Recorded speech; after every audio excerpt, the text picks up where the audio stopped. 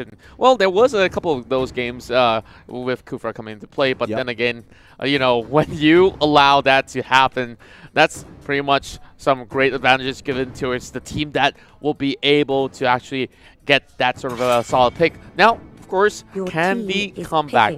The only way that they could still find the light of day is to get themselves that 2-0 victory, and to them, they are still hanging by this really team threat. And of course, they're gonna starting off with that Hylos pick. Yep, strong pick overall. I think nobody can kind of doubt that at this point. It's kind of going to give Axis a little bit of an edge here. They're going to go for their double pick here. Most likely going to be the Grok. What they're going to pair it up with is a better question. Now, speaking of a pairing right here, of course, we got really great mages like Esmeralda, who still gets picked from time to time, but early phase Esmeralda is not really the best of options, but Lunox seems to be that go-to option for Rin of Axis Esports. Yeah, and so far, I mean, Rin has been performing decently well on it. Maybe not so much early this morning, but, you know, hey, once they got the warm-up going, it's like, all right, let's really take this seriously. You could see that he is a lot better player once he has that warm-up in check. However, Harith is being given over to Candy Comeback. Whether or not they, you know, took that into consideration, not too sure, because still, Esmeralda is on the table as well. A lot of S-tier mages, Grushin as well. I mean, so why do they want to specifically go for the Lunox in this particular situation? Are they looking to maybe pick up a mid-sitar? Well, perhaps so, because they were looking at the Howard being picked up here, and that's definitely one great option on the table where Axis Esports have been playing a couple of mid-sitar games before, so they could definitely opt to do the same.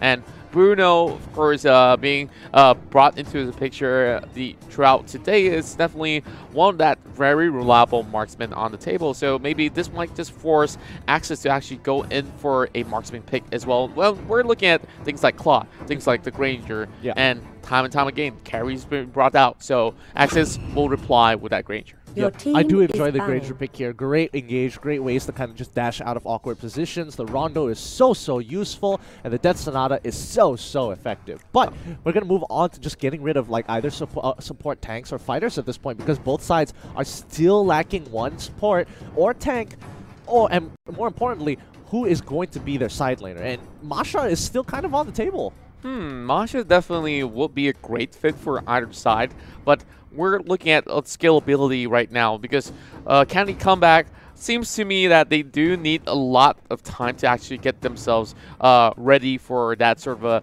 mid to late game phase. And of course, early picks off will possibly give them some great edge. And I'm not really seeing all too much of that for the lineup for now, but they're opting to go for that Valor Band, which means only one more left for Axis to choose from. So perhaps they might even axe a couple of all these major sort of tanks coming to play as well. Yeah, and coming in for a Candy Comeback, they ban out the Valir, deciding, you know, we don't want to deal with the Valir support that kind of roams around. It's just super annoying and keeps Harith at bay. It's like every time you chrono dash in, he just pushes you back, and every single time he does that, and if he gets the empowered and stuns you, that could end up getting yourself killed.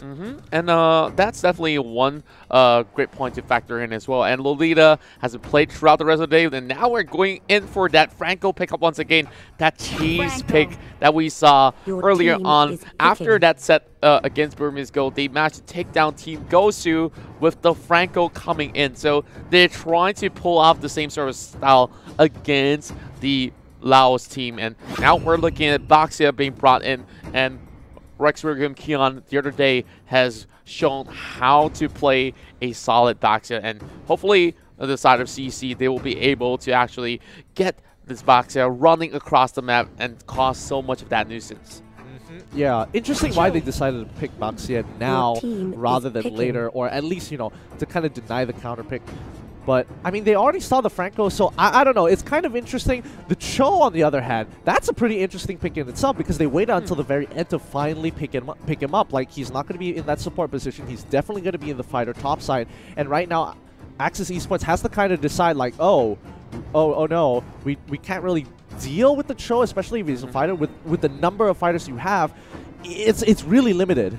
Yeah, and I'm really looking at Axis here, having a really deep discussion with their coach right there, and they're really playing things out. How are they supposed to complete this lineup, well, I do believe that they could definitely fit one more fighter in, and it will definitely be that Masha for that very final pickup. So for the side of CC, they had their chances to actually secure that Masha, but they opt not to do so. That's pretty interesting to me. But what I do like for the fact that with that Chow coming into the picture as well as Baxia, which means that Franco needs to be a little bit more careful on who he's got to hook right in towards the team. So now all these stuff are locked right in, and we're ready to get ourselves into Game 1. Yeah, and looking at Axis Esports in comparison to Candy Comeback's composition, I think what Cho brings to the table is really frustrating, because then he puts a lot of kill potential onto Masha, and I think that's what Axis Esports kind of hesitated to lock in the Masha. We can see that their earlier 4 picks are really strong together,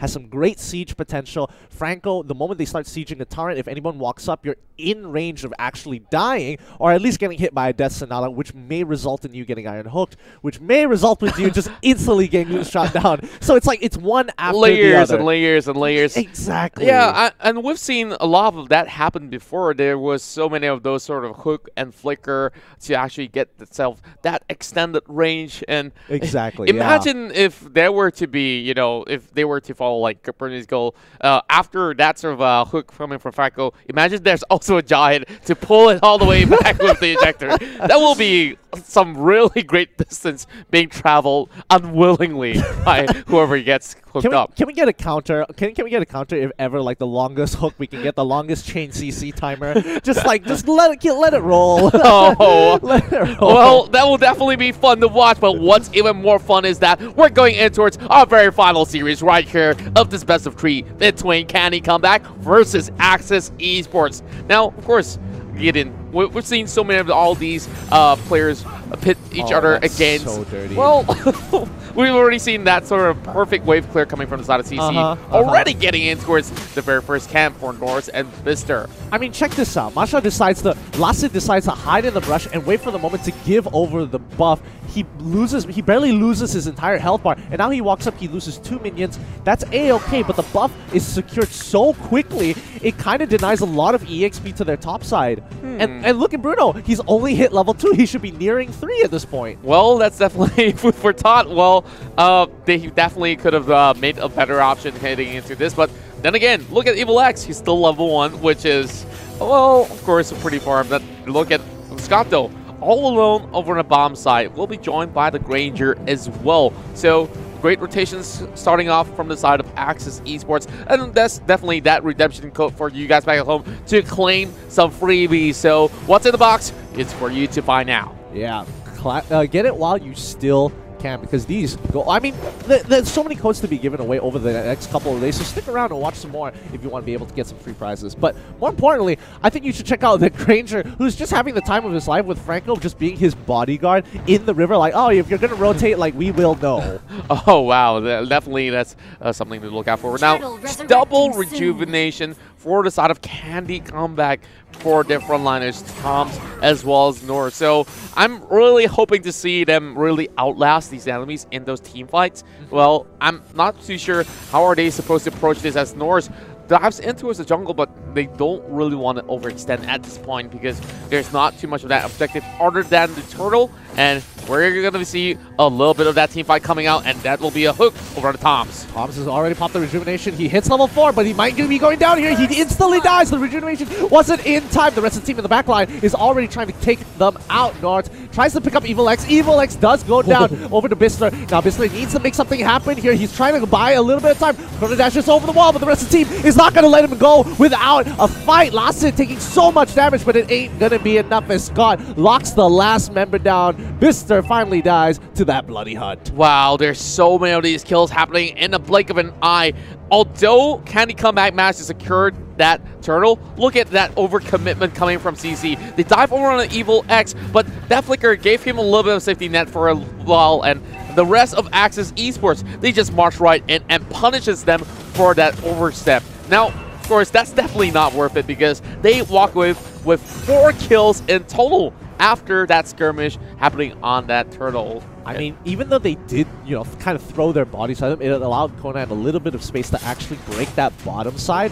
Well, Tom's having to pop that glorious pathway to keep himself alive and a way to escape. But the rest of the team kind of has to respond because now Cho is going to be split pushing for the most part, knowing that his team is behind. He needs to pull pressure towards himself. Well, I'm not too sure whether that righteous pathway would be pretty much be put into great effect, but he could have just walked out of that alive if we just fall back into that brush. Well, speaking of a brush here, Rin as well as Ivilex are applying something up, and Norse will be diving head first. And where are the rest of Candy come at? They don't really want to actually fully commit to that, so they're going to be playing a little bit more passively as the next turtle will be spawning out on the lower side of the river. Yeah, they've done a really good, well, not really an interesting, but a very smart lane swap here, sending Conan to the top side because, again, there's nothing much for him to do. If he tries to push up to tier 2, it might cost him his life, so allows his bot lane he allows his marksman to kind of farm up down to that bot side with the safety of the turret while he goes top and it's like, you know what, I might be able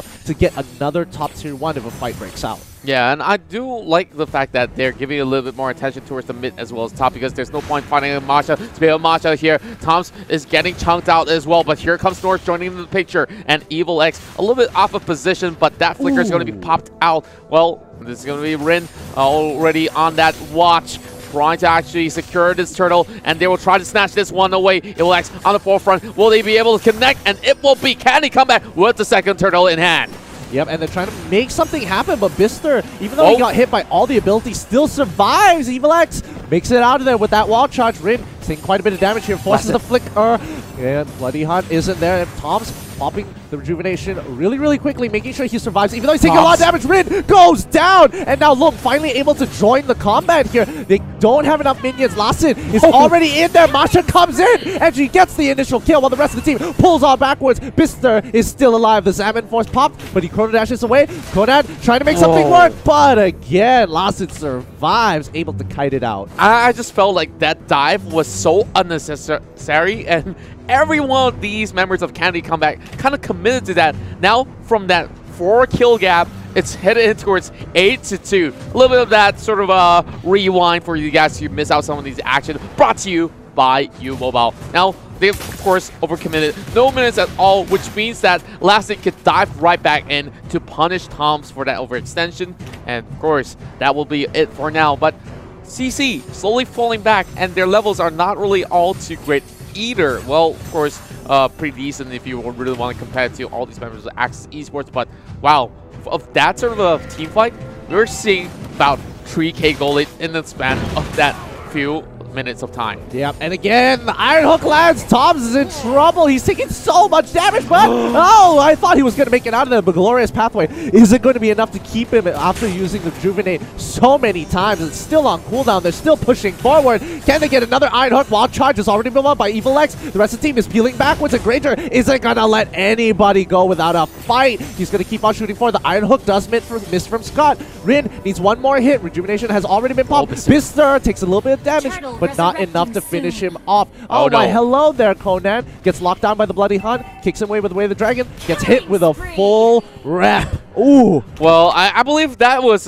pretty much a huge miscommunication over on the side of Conan, because every one of these members are already low, and he chose to actually cut through the side to go in for the flank, but fight's already over before it's been begun, and Axis Esports now could also opt to actually push all these sort of the waves back towards the side of Candy Comeback and set up for the Lord, which will come out about 100 seconds from now. And look at the items. Of course, you have the Calamity Scythe already being purchased from the side of Harif, Blade of Despair for the Granger as well. So all these big items are coming out, and oh, that's a great hook over on Norse, and this is definitely one great pickup, all thanks to Scott. Yeah, and that's kind of the issue to deal with for Candy Comeback, because they're getting picked off way too often, but Scott's not letting them have a good time either. Tom's pops the Glorious Pathway, trying to make something happen here, but I don't think it's going to work. I think Evil X, I mean, Scott should have his Iron Hook up relatively soon, but he doesn't want to get on a target like Tom's. He wants to pick up Conan. He wants to pick up Ton MVP. Like, he wants to get the bigger hitters from Candy Comeback side. Well, I definitely would say that Candy Comeback could still actually look for that late game skirmish, but Tom's keep getting pressurized and caught out, they should not even get anywhere close to that junction. And Norris here, of course, arriving here, having nothing to do at all, just to farm a little bit more as he can. But Candy Comeback doesn't seem to be able to actually respond well, because even if you really want to focus on members of Axis Esports, you got so many frontliners like Evil X, like Scott, or even members like Lasset, who is technically unkillable by now. Yeah, I mean, again, another Bloody Hunt has popped onto Boxia. Like, there's nothing they can do right now because both Lung and Rin are gigantic in this game. And not to mention that Lasset, he already has the Wind Talker and Demon Hunter Sword. He's basically unstoppable if he's left to his own accord. And that's why two people on the top side just have to make sure they clear the wave so that Masha doesn't get the push. And this is putting Candy Comeback, between a rock and a hard place. It's either you go to the bot side and try not to get hooked by this Scott's Franco. Iron Hook lands again! Oh no! Mega kill going in the hands of Low, and they're looking for the double for him as well. Axis Esports now have a free pass to get that Lord underway. And Axis, they say they might not even need this one in hand. And now Norris diving all the way back. That hook almost connects, and every one of these members are really worried of getting pulled back by the side of Scott, as he's already getting 10 assists just by landing those hooks. Exactly, and Lung, just with one crescendo, is chunking people to half their HP, and I think that's already a big statement in itself, that their carries are just so well farmed. They're just going to sit into the brush, play brush, guerrilla warfare, and brush tactics. If anybody walks up, just hook them, kill them, make sure that they don't have any breathing room outside of their base. That's right, and I'm looking at the goal charts as well. Like, this is one of those games with 10k deficit, and I feel like Candy Comeback, I'm not sure if we're going to have that sort of a name at the back though. Like, you can be Candy, but Comeback at this point in time, pretty much hard to do. Yeah, and Lord is already knocking on to Death's door here. Inhibitors going down like it's nothing. I mean, with Lasset, he just chunks it out so quickly with just a couple of abilities. And Candy Comeback just kind of can't really do too much here as well. Getting locked down too far. The rest of the team doesn't want to help him out. Toms, again, the tanks are getting punished again and again and again. The carries are not willing to follow up. Oh, no, to Ton MVP, almost falling flat as well. Now here comes the Silent Force coming out, and they're trying to break down Lone. That's going to be a shutdown coming in, and Lasset trying to actually take down the Harif, and he'll be able to connect, and it's only down to Ton MVP, and Axis Esports wants to go in for the wipeout before going for the style points finisher, and this will be the first point given over on the side of Axis Esports. Definitely a huge confidence booster for